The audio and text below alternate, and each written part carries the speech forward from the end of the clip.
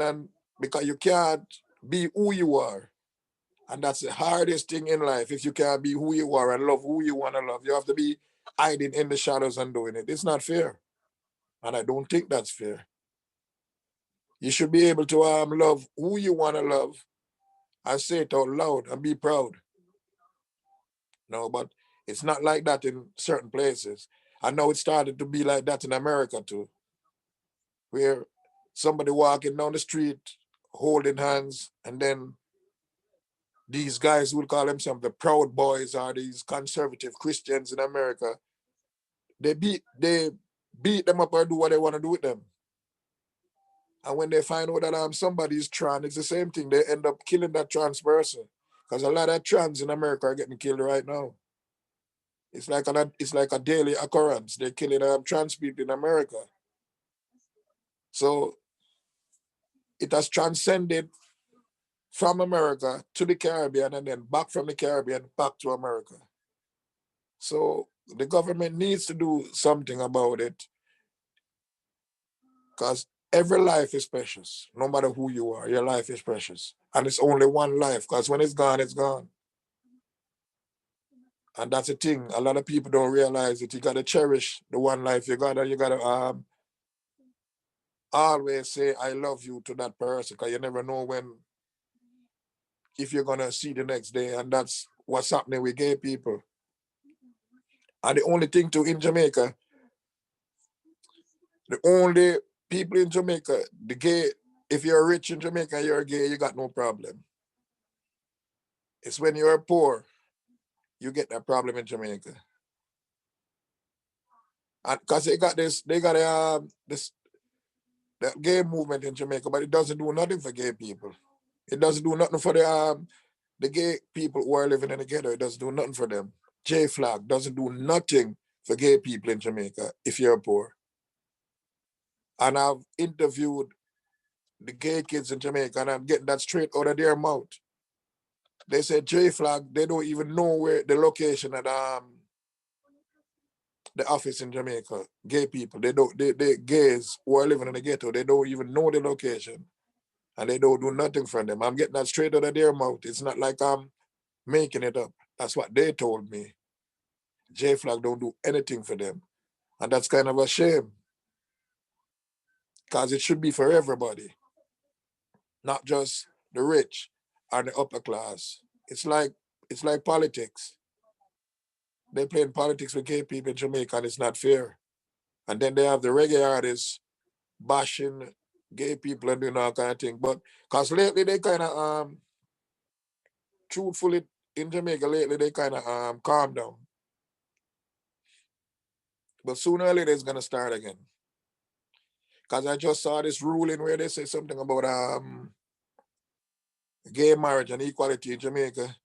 And I see some pastors coming out and say that they'll never accept gay marriage and so forth in Jamaica. So I know there's a war that's gonna be starting in Jamaica soon.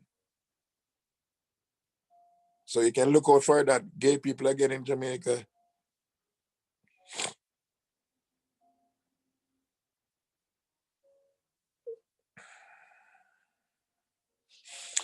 So you can look out again for it in Jamaica, that gay people again start getting abused because of this ruling, because they're gonna start coming out now and protesting that gay marriage and so forth can never happen in Jamaica. So you can see that coming in the works also.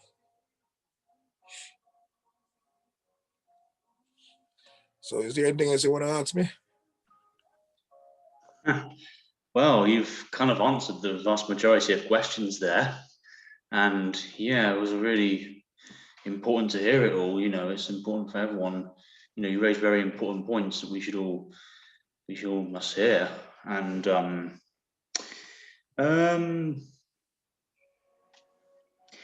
yeah, a few more, but they're very brief questions. So first, are you in touch with any organizations or people or anything like that, wherever it is, that is centered around LGBT rights outside of the studio? I know. I've tried to like implant myself. I've sent out emails and music, my bio and all that stuff to a lot of organization, but they have not like got back in touch with me or anything. Because as I say, the only organization that really got in touch with me was Rainbow Riots in Sweden. Yeah, with Peter Wallenberg. That's the only organization that I'm really working with right now, with music and so forth. Because when I went to Sweden, we did workshops all over the city, and and went to different locations and talking to in arenas and talking to people and telling them about experiences as an artist and being an LGBT activist. So we did all of that. We did a lot of workshop in Sweden. And then I get to perform with Boy George, because we open for Boy George and so forth. So yeah, but different stages, but we opened up for him and all of that. Then Boy George did what he had to do. So it was kind of fun to reaching out to people and reaching out to a different audience. Yeah, good. Well, so are there any other musicians that are currently supporting and defending you? I've got a like Just Creechy in Germany. He's a top artist in Germany. Yeah, he saw my stuff, what I was doing, and he responded very positively. Yeah, and I can say, yeah, very much. He's very, very supportive of what I'm doing. Just Screechy. Yeah, he did a song called Walk and Skank back there in Germany. Yeah, which was very popular. So he's a very popular reggae artist. He's from Jamaica too. So he's very, very supportive of what I'm doing. And then you had, because one of the first reggae artists who actually first did a song for the gay community was Tanya Stevens. Yeah, she did a nice song for the gay community. And they were giving her flack for that too. But she never really cared. But she was one of the first artists who started it. And then, she just did the one song. And then I came along and then I kind of like brought it to another level. But she was actually the first person who did a song for the gay community. Her name is Tanya Stevens. And then after that, I took it to another level. I did 4 albums for the gay community. Just strictly messages for the gay community. That's what I did. And just started from there. But I've not really gotten much in terms of support, because even if I get support for certain reggae artists, they won't put their names up or say anything. They'll say respect or whatever, but they'll tell me like under the table, because they don't want their name to be published. They don't want people to know that they're supporting what I'm doing, but they'll do it, you know, behind closed doors. So I can't really call their name and say, that this person is supporting me and that's a person. But I can call Just Reach name, because he's out there, and he supports what I'm doing. And I support what he's doing also, you know what I mean? So I can clearly say that. So this guy in Germany, how do you spell his name? Just Screechy, JAHSCHREEHUY. Right, thanks. Okay. So just two more questions. So first, are there any other topics you write about and campaign on other than LGBT rights? Oh yeah, I've got songs about climate change, because I believe that the world is changing. I've got a video also about climate change on my YouTube. I've done songs about violence against women. I've got a video of that also on my YouTube. I've done song about respect the police, because I truly believe that not all police are bad. So I've got a video and a song about respecting the police. So I've done a lot of stuff about social issues. I've done stuff about pedophiles molesting young childs. I've got a video about it also. Cause there was a little young girl who got killed in Jamaica. So I wrote a song about it and a video. Then I went down to Jamaica and I did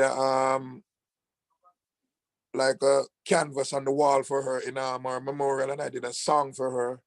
And then we opened up a scholarship in her name in Jamaica at the school where she was at, where she attended. So I've got all of that on my YouTube also. So I've done drink and drive campaign. I've sung about don't drink and drive also. I've done songs, about those. I've done songs about Donald Trump, how he messed up America, because I can't hold my voice and say I've got videos about that on my YouTube also. So when I see something socially unjust, that's unjust, I'll write a song about it. And that's me. So I'm like an activist for almost anything that is unjust. Because like I say, for climate change, for pedophiles, you gotta respect the police, you gotta don't drink and drive. So I've got all of that. I've got a lot of social issue songs on my YouTube. So a lot of people knows me for social issue. So that's why a lot of people telling me that I'm not getting nowhere too fast because I'm doing socialism. They say, why don't I do songs about girls and dancing girls? I say, no, those songs just come and go. But as long as I can do something that that will stay for a long time, and it can help to educate people. Because most of my songs that I do, you can actually take them to a school and play them in the classroom and show kids that this is what's going on. Especially the latest one I do, that climate change. That song is really, really good. Because people are telling me that song should have been, gone to the moon and back. Because right now, that's what's messing up the planet right now, climate change. Because if you see, for instance, what's happening in Texas, they've never gotten so much snow and that cold in Texas.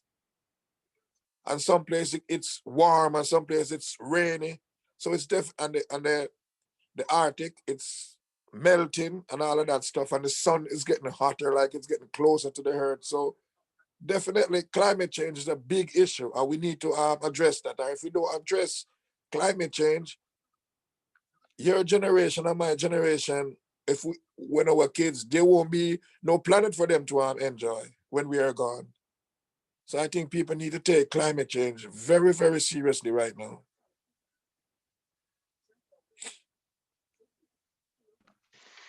And very final question.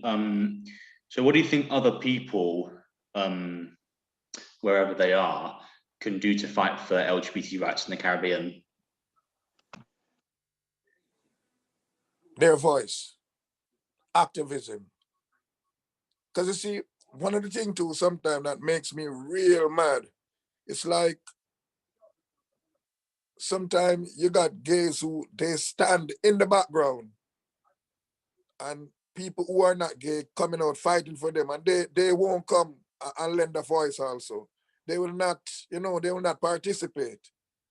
And that's one of the things that's hurting the gay community. They need more participation from the gay community itself.